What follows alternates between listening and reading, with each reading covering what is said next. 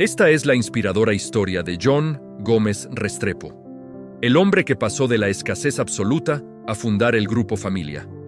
Nacido en Cisneros, Antioquia, y huérfano de padre desde los 5 años, John tuvo que madurar a la fuerza.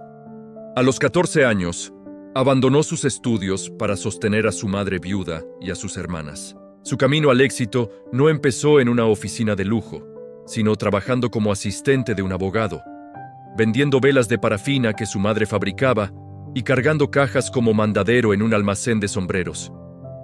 Acompáñanos a recorrer la vida de un niño que, forjado en la dureza de estos oficios humildes, construyó con disciplina férrea el imperio que hoy cuida a millones de hogares. La historia comienza el 27 de octubre de 1917 en Cisneros, un pueblo antioqueño que vivía al ritmo del ferrocarril. Allí nació John Gómez Restrepo. El entorno era de montañas y locomotoras, pero la realidad dentro de su hogar pronto se transformaría por una tragedia que marcaría el resto de su vida. El destino golpeó a la familia Gómez Restrepo cuando John era apenas un niño de 5 años. Su padre, Roberto Gómez, falleció. Este hecho dejó a su madre, Bárbara Restrepo, en una situación crítica. Viuda a los 28 años y con 5 hijos que mantener. En esa ecuación familiar, John ocupaba un lugar difícil. Era el único hijo varón. En la cultura de la época, eso implicaba una responsabilidad inmediata, sin importar la edad. John vio cómo su madre luchaba día tras día para estirar el poco dinero que había. La escasez era la norma en la casa. No había lujos, y muchas veces lo básico también faltaba. A medida que crecía, John asistía a la escuela y demostraba ser un muchacho despierto, pero la realidad de la nevera vacía pesaba más que los cuadernos. La situación se volvió insostenible y a los 14 años, John tuvo que tomar una decisión definitiva: abandonar sus estudios de bachillerato. No hubo graduación ni despedidas, simplemente cambió el uniforme por la ropa de trabajo. Su entrada al mundo laboral fue inmediata. Consiguió su primer empleo formal como asistente de un abogado. A los 14 años, John se encontró rodeado de expedientes, leyes y trámites burocráticos. Su trabajo consistía en organizar papeles, llevar documentos a los juzgados y mantener el orden en la oficina. Aunque era una labor básica, le permitió observar cómo funcionaba el mundo de los acuerdos y la seriedad que requerían los negocios. Allí aprendió a ser puntual y a entender que un error en un papel podía tener consecuencias graves. Sin embargo, el sueldo de asistente no alcanzaba para cubrir las necesidades de una familia de 6 personas. La madre, doña Bárbara, buscando ingresos adicionales, comenzó una pequeña industria en la propia casa: la fabricación de velas de parafina. En aquellos años, la electricidad no era un servicio garantizado en todas partes, por lo que las velas eran un producto de consumo diario y necesario. La casa se transformaba por las noches en una fábrica artesanal. Su madre derretía la parafina, preparaba los pabilos y moldeaba las velas una a una. John se convirtió en el encargado de comercializar esa producción. Su labor comenzaba cuando las velas ya estaban frías y listas. Salía a recorrer las calles del pueblo y los caminos vecinales para venderlas. Esta experiencia fue su primera inmersión real en las ventas. No tenía un mostrador ni un local. Él tenía que buscar al cliente. Aprendió a tocar puertas, a ofrecer el producto sin timidez y a manejar el dinero de las ventas. Cada vela que entregaba se convertía en monedas que iban directamente al sustento de sus hermanas. La venta callejera le enseñó a leer a la gente, a saber quién podía comprar y cómo convencer al indeciso. A pesar del esfuerzo con las velas, John sabía que necesitaba un empleo más estable y con mejor remuneración. Dejó el entorno legal y la venta ambulante para entrar a trabajar en un almacén de sombreros. En esa época, el sombrero no era un accesorio opcional. Era una prenda obligatoria para cualquier hombre que quisiera proyectar respeto y elegancia. El negocio de los sombreros era activo y constante. John entró en el almacén con el cargo más bajo: mandadero. Su trabajo consistía en hacer todo lo que los demás no querían hacer.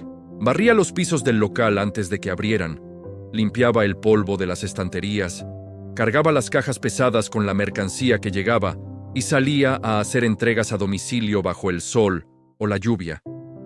Era el primero en llegar y el último en irse. El almacén le permitió ver el comercio desde adentro.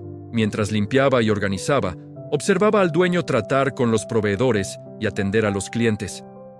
Veía cómo se organizaba el inventario por tallas, colores y estilos. Aprendió a diferenciar las calidades de los materiales y a entender qué buscaba la gente cuando entraba a comprar. Su rutina era agotadora. Pasaba todo el día de pie, moviéndose de un lado a otro, cumpliendo órdenes. Pero John no se quejaba. Aceptaba cada tarea con disposición. Si le pedían limpiar los vidrios, los dejaba impecables. Si le pedían llevar un sombrero urgente a un cliente importante, corría para llegar a tiempo. Esa actitud de servicio y esa capacidad de trabajo inagotable empezaron a forjar su reputación. En el pueblo ya no lo veían solo como el hijo de la viuda, sino como un muchacho serio, trabajador y de confianza. Su obstinación antioqueña era visible en cada jornada. Llegaba a su casa exhausto, con el cuerpo dolorido por el esfuerzo físico, pero con la satisfacción de entregar su salario completo a su madre. Ver que su esfuerzo servía para que sus hermanas tuvieran comida y ropa era el motor que lo levantaba cada mañana.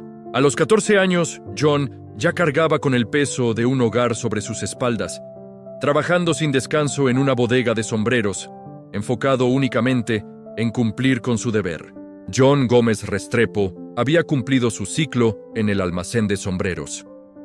Aunque agradecido por la oportunidad, al llegar a los 20 años sentía que la energía de la juventud se le desbordaba y que el traje de empleado le quedaba estrecho. Corría el año 1937 y Medellín estaba en plena ebullición comercial. John, con apenas 2 décadas de vida, tomó la audaz decisión de renunciar a la seguridad de un salario fijo para lanzarse a la calle como independiente. A esa corta edad, donde la mayoría de los jóvenes buscaba diversión o apenas iniciaba estudios superiores, John ya pensaba en capital y rentabilidad. Comenzó su vida de empresario en solitario, representando agencias y distribuyendo productos varios. Su oficina era en las aceras del sector de Guayaquil, el corazón comercial de la ciudad. Con 20 años, se enfrentaba a comerciantes experimentados que le doblaban la edad, pero su seriedad y su palabra valían tanto que nadie lo trataba como a un muchacho inexperto. Fue en este torbellino de actividades donde su camino se cruzó con el de Mario Uribe. A pesar de su juventud, John tenía una visión clara. Necesitaba un socio que complementara su ímpetu comercial con orden administrativo. En 1938 se dio un hito histórico. John Gómez Restrepo, con tan solo 21 años de edad, firmó los papeles para constituir legalmente su primera gran empresa, Uribe Gómez y Compañía. Es impresionante pensar que, a los 21 años, John ya era cofundador de una casa de importaciones. Mientras otros muchachos de su generación estaban siendo reclutados para el servicio militar o dependían de sus padres, él ya estaba alquilando un local, contratando empleados y estableciendo líneas de crédito. La sociedad con Mario Uribe fue el matrimonio comercial perfecto. Mario ponía la prudencia y la administración desde el escritorio, y John, con su vitalidad de veinteañero, ponía la acción en la calle. La empresa se dedicó a la importación y distribución de mercancías generales. Traían al país desde herramientas agrícolas hasta especias y abarrotes. John, con 22 años, escribía cartas a proveedores en Estados Unidos y Europa, presentándose como un gerente serio. Nadie al otro lado del océano sospechaba que quien dirigía las operaciones comerciales era un joven que apenas había dejado la adolescencia atrás. Pero la prueba de fuego llegó muy pronto. En 1939, cuando John tenía 22 años, estalló la Segunda Guerra Mundial. El mundo entró en caos. Las rutas marítimas se cerraron y las fábricas extranjeras pararon la producción de bienes civiles. Para un importador novato, esto podría haber significado la quiebra inmediata. Sin embargo, la juventud de John jugó a su favor. No tenía el miedo ni las mañas de los viejos comerciantes. Con 23 y 24 años, en plena guerra mundial, John demostró una madurez asombrosa. En lugar de paralizarse, aprovechó la escasez. Se movió rápido para asegurar inventarios y buscó proveedores en mercados que no estuvieran tan golpeados por el conflicto. Esa etapa bélica le enseñó a gestionar crisis antes de tener canas. Aprendió a la fuerza sobre logística internacional, aranceles y la volatilidad de los precios. Mientras el negocio crecía, su vida personal también avanzaba. A los 27 años, en 1944, John ya era un hombre consolidado económicamente y decidió formar su propio hogar. Se casó con Elena Macías. A esa edad ya había logrado lo que a muchos les tomaba una vida entera. Tenía una empresa exitosa, una reputación intachable y una familia. La estabilidad emocional que le dio el matrimonio potenció aún más su capacidad laboral. Hacia el final de la década de los 40, acercándose a los 30 años, John ya no era una promesa, sino una realidad del empresariado antioqueño. Uribe Gómez y compañía se había convertido en una de las distribuidoras más importantes de la región. Importaban de todo, pero había un rubro que llamaba poderosamente la atención de John: el papel. Traían papel periódico, papel para envolver y, en menores cantidades, papel higiénico. John, con la curiosidad de sus casi 30 años, observaba esos productos. Veía cómo los dólares salían de Colombia para pagar por algo tan básico como el papel suave. En su mente de comerciante joven empezó a germinar una inquietud. ¿Por qué tenemos que traer esto de tan lejos? A los 30 años, John Gómez Restrepo tenía el capital, la experiencia y los contactos. Podría haberse dedicado a disfrutar de su fortuna temprana, a vivir de las rentas de las importaciones y a llevar una vida cómoda. Pero ese no era su estilo. El niño que cargaba maletas en Cisneros seguía vivo dentro de él, exigiéndole más. No se conformaba con comprar y vender lo que otros hacían. La década de los 50 lo recibió siendo un hombre maduro de 33 años, listo para dar el salto más arriesgado de su carrera. Sentía que la importación tenía un límite y que el verdadero futuro estaba en la industria. Quería dejar de ser comerciante para convertirse en fabricante. Su socio Mario Uribe, aunque más conservador, confiaba en el instinto de John. Juntos habían superado una guerra mundial y crisis económicas. Ahora, John ponía sobre la mesa una idea que cambiaría la historia de la higiene en Colombia. Con la energía de sus 30 y pocos años, empezó a investigar sobre maquinaria, pulpa de papel y procesos industriales. Estaba a punto de dejar atrás la etapa de Uribe Gómez, el importador, para dar nacimiento a una leyenda industrial. La edad le había dado la experiencia, pero mantenía intacta la ambición de los 21 años. Estaba a punto de fundar la empresa que llevaría un producto suave a las manos de todos los colombianos. Una empresa que nacería de la visión de un hombre que, siendo muy joven, se atrevió a pensar en grande. A mediados de la década de los 50, John Gómez Restrepo se enfrentaba a una realidad que le incomodaba. Su empresa, Uribe Gómez y compañía, era muy exitosa trayendo productos de Estados Unidos, pero él sentía que solo estaba enriqueciendo a fabricantes extranjeros. Uno de los productos estrella que importaban era el papel higiénico de la marca Waldorf, producido por la gigante norteamericana Scott Paper Company. En aquella Colombia de los años 50, el papel higiénico era un artículo exclusivo, casi aristocrático. Se vendía en las farmacias y en los almacenes de lujo, envuelto como si fuera un regalo. La gran mayoría de la población, el pueblo raso del que John venía, no podía permitirse pagar por él. La gente común usaba papel periódico, hojas de maíz o papeles rústicos de empaque para su higiene personal. John veía esto no solo como un problema sanitario, sino como un mercado gigantesco que estaba siendo ignorado. En 1958, John y su socio Mario Uribe tomaron una decisión que cambiaría la historia de la higiene en el país. Decidieron que el negocio del papel merecía su propia estructura. Fundaron una nueva sociedad dedicada exclusivamente a este rubro. Al principio, la operación seguía siendo de importación y comercialización del papel Waldorf. Pero John ya tenía un plan más ambicioso en mente. quería fabricarlo en Colombia. La relación con los estadounidenses de Scott Paper Company fue clave en esta etapa. John, con su habilidad para negociar, logró convencerlos de mirar hacia Colombia no solo como un lugar para vender, sino como un lugar para producir. Se creó una alianza, que en sus inicios se conoció como Scott de Colombia. Sin embargo, John no quería ser un simple empleado de los gringos. Él quería que la empresa tuviera alma colombiana. El gran salto industrial ocurrió a mediados de la década de los 60. John viajó, investigó y decidió que era hora de dejar de traer barcos llenos de rollos terminados. Había que traer la maquinaria para hacer el papel aquí. En 1965, en un terreno en Medellín, comenzó el montaje de la primera planta de producción de papel suave. Fue una apuesta arriesgada.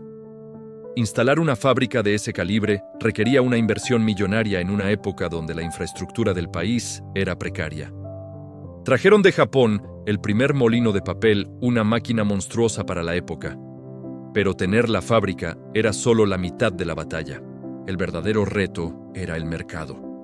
El papel Waldorf seguía siendo caro y percibido como extranjero. John entendió que si quería masificar el consumo, necesitaba una marca propia, una marca que le hablara al oído a la ama de casa colombiana, que fuera cercana, suave y sobre todo económica. Así, en 1966, nació oficialmente la marca Familia. El nombre no fue un accidente. John Gómez Restrepo sabía que en la cultura latina no hay nada más sagrado que la familia. Quería un producto que cuidara a los hijos y a los abuelos. El lanzamiento del papel higiénico Familia fue una revolución. Por primera vez, aparecía en los estantes un papel suave a un precio popular. John se obsesionó con la calidad, pero también con el costo. Quería que el obrero, el campesino y la empleada doméstica pudieran comprar su papel. La estrategia de ventas fue agresiva. No se quedaron esperando en las tiendas.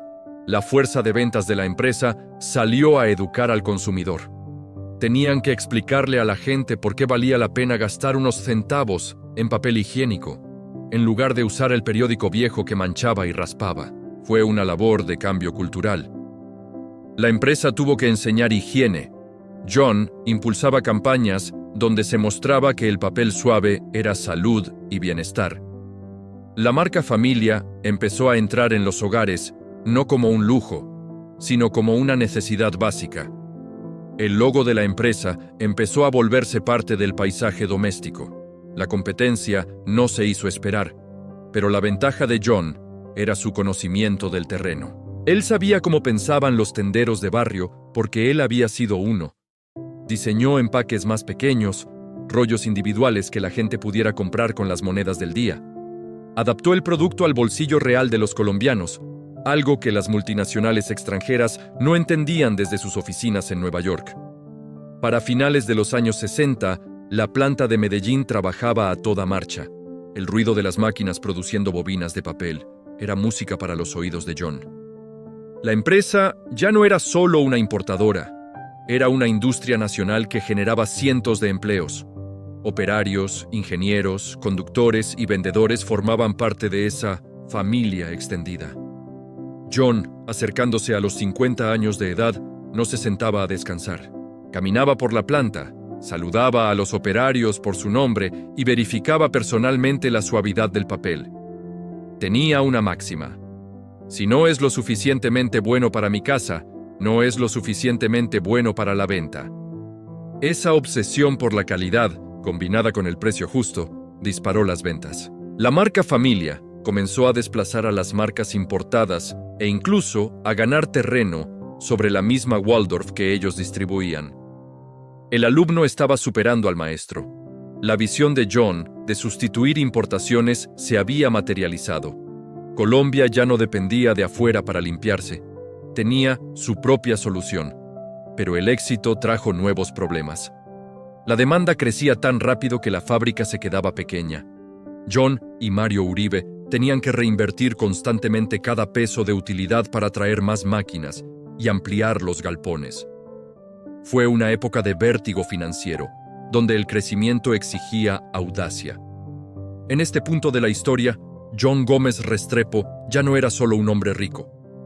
Era un industrial respetado que había demostrado que en Colombia se podía hacer empresa de talla mundial. Había logrado democratizar la higiene.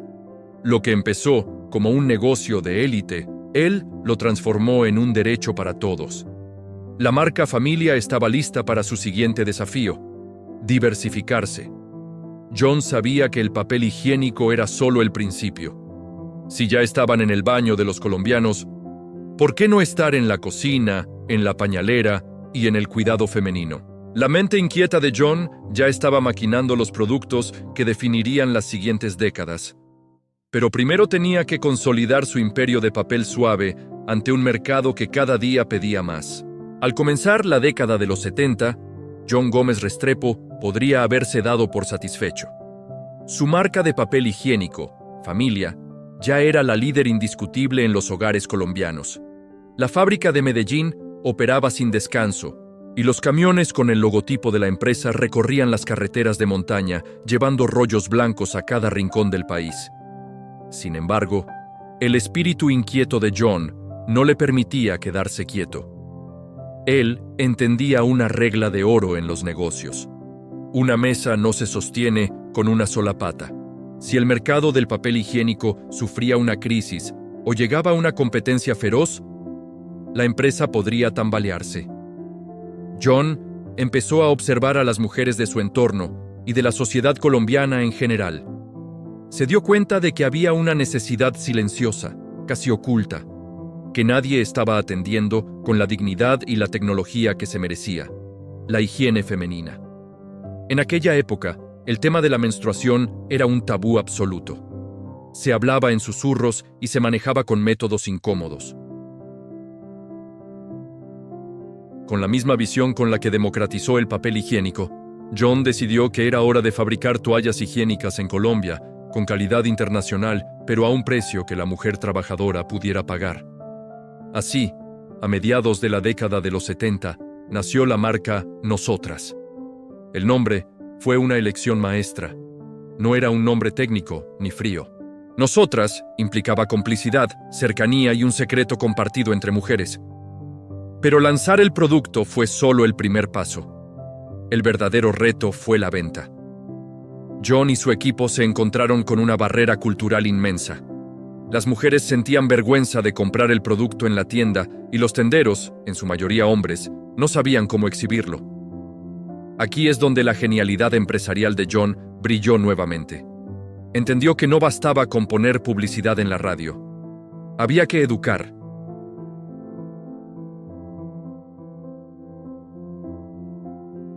Fue una labor de salud pública financiada por la empresa privada. Las niñas que aprendieron con Nosotras se convirtieron en clientas de por vida. Pero John no se detuvo ahí. Su mente seguía buscando qué más se podía hacer con la celulosa y el papel absorbente. Miró hacia los bebés. En los años 70, ser mamá significaba lavar docenas de pañales de tela a diario. Era una tarea esclava y agotadora. Los pañales desechables existían en Estados Unidos, pero en Colombia eran un lujo impensable para la mayoría. La empresa decidió entrar en este terreno y lanzó la marca Pequeñín. Al igual que con el papel y las toallas, la premisa fue la calidad accesible. Tuvieron que luchar contra la creencia arraigada de que el pañal desechable era malo para la piel del bebé o un gasto innecesario. John impulsó campañas donde se mostraba que el pañal desechable le regalaba tiempo a la madre y comodidad al niño. Pequeñín y Nosotras se sumaron a Familia, creando un tridente de marcas poderosas que cubrían las necesidades básicas de cualquier hogar. A medida que avanzaba hacia los años 80, la empresa creció de manera exponencial. Pero John, que ya rondaba los 60 y pico de años, sabía que para seguir creciendo necesitaba tecnología de punta que Colombia no tenía. No quería quedarse haciendo productos buenos, quería hacer los mejores del mundo. Fue entonces cuando miró hacia Europa. En Suecia existía una empresa líder en el manejo de bosques y productos de papel llamada Mölnlycke, que luego sería parte del gigante SCA. Los suecos tenían la tecnología, las patentes y el conocimiento científico sobre la absorción que a John le faltaba. Por otro lado, John tenía algo que los suecos deseaban: el control total del mercado colombiano y un conocimiento profundo de cómo vender en Latinoamérica. En 1985 se selló una de las alianzas más exitosas en la historia empresarial de Colombia. No fue una venta total. John Gómez Restrepo no era un hombre de vender su legado y retirarse a descansar. Fue una sociedad estratégica, un joint venture, donde se creó la empresa Sancela. La propiedad se dividió: 50% para los socios colombianos, la familia Gómez y Uribe, y 50% para los suecos. Esta alianza fue un movimiento maestro. Permitió que entrara capital fresco y, sobre todo, maquinaria de última generación. De repente, las toallas Nosotras y los pañales Pequeñín empezaron a tener características tecnológicas avanzadas: geles, absorbentes, diseños anatómicos y materiales más suaves. La competencia, que seguía con tecnologías viejas, no pudo seguirles el paso. Mientras esto ocurría dentro de las oficinas y las plantas, afuera, el país vivía momentos oscuros.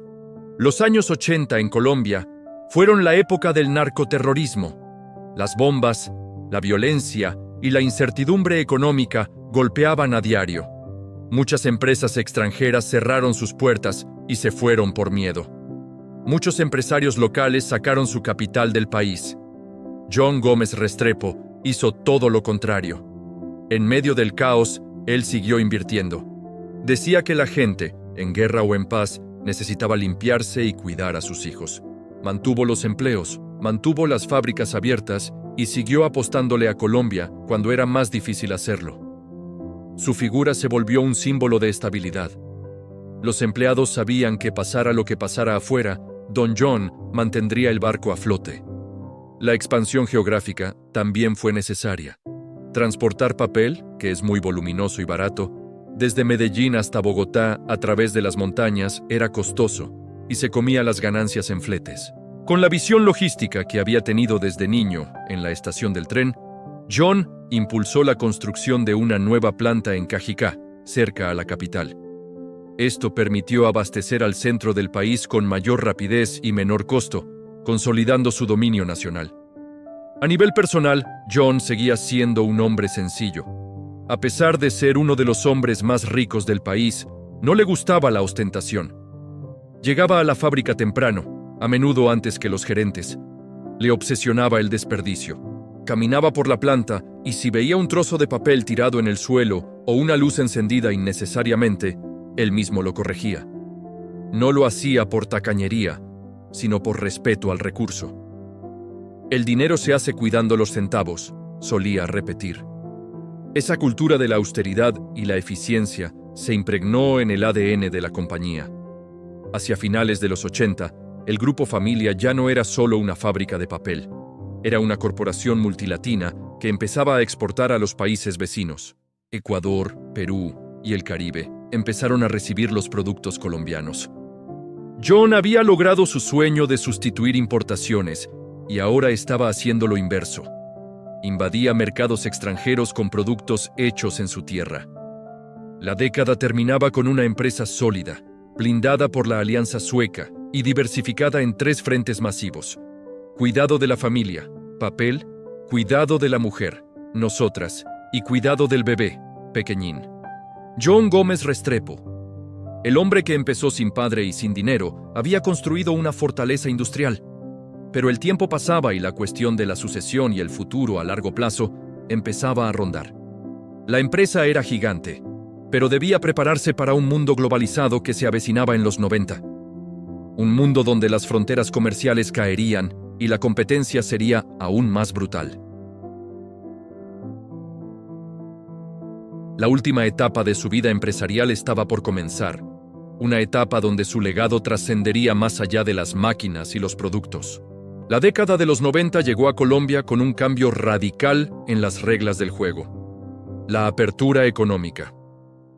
De un día para otro, las barreras arancelarias que protegían a la industria nacional cayeron. Muchos empresarios entraron en pánico al ver que productos de todo el mundo inundaban el mercado a precios bajos. Se pronosticaba la quiebra de muchas fábricas locales.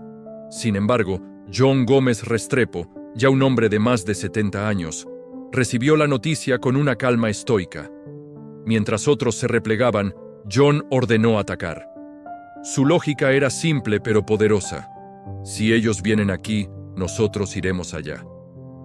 Aprovechó la solidez financiera de su alianza con los suecos y la eficiencia de sus plantas para expandirse agresivamente por la región. El Grupo Familia dejó de ser una empresa solo colombiana para convertirse en una verdadera multinacional. Abrieron operaciones y distribución en Ecuador, Perú, Bolivia, Argentina, Chile y el Caribe. En esta etapa, John demostró que la edad no le había quitado la agudeza. Entendió que para competir globalmente, la empresa no podía quedarse estancada en los productos tradicionales. Impulsó la creación de nuevas líneas de negocio. Surgió la división institucional, Familia Institucional, enfocada en venderle a hoteles, hospitales y oficinas. Un mercado gigante que nadie estaba atendiendo con especialización. También incursionaron en productos para el cuidado del adulto mayor, TENA y mascotas, anticipándose al envejecimiento de la población y a los nuevos estilos de vida. Pero más allá de las máquinas y los balances financieros, en esta etapa final de su vida, John se enfocó en el legado humano. Él siempre dijo que su mayor activo no eran los molinos de papel, sino su gente. Creó la Fundación Familia, una entidad dedicada a mejorar la calidad de vida de sus empleados y de las comunidades vecinas a las fábricas. John tenía una particularidad que lo diferenciaba de otros magnates: su cercanía. Hasta muy avanzada edad, seguía yendo a la oficina. No se encerraba en un despacho de cristal. Le gustaba caminar por los pasillos, preguntar a la gente por sus hijos, por sus problemas. Para los miles de empleados, él no era el Dr. Gómez, era simplemente Don John. Esa cultura de puertas abiertas y trato sencillo generó una lealtad inquebrantable. En tiempos de crisis sindicales en el país, en Familia reinaba la paz laboral porque la gente sentía que el dueño estaba de su lado. A medida que el nuevo milenio avanzaba, John fue cediendo el timón operativo. Entendió que la empresa necesitaba sangre nueva y una visión moderna para los retos digitales y globales. Sus hijos y una nueva generación de ejecutivos, formados en las mejores universidades, tomaron las riendas, pero siempre bajo la sombra tutelar de sus valores: austeridad, honestidad y trabajo duro. La transición fue suave y ordenada, algo raro en las empresas familiares latinas que suelen fracturarse en el cambio generacional.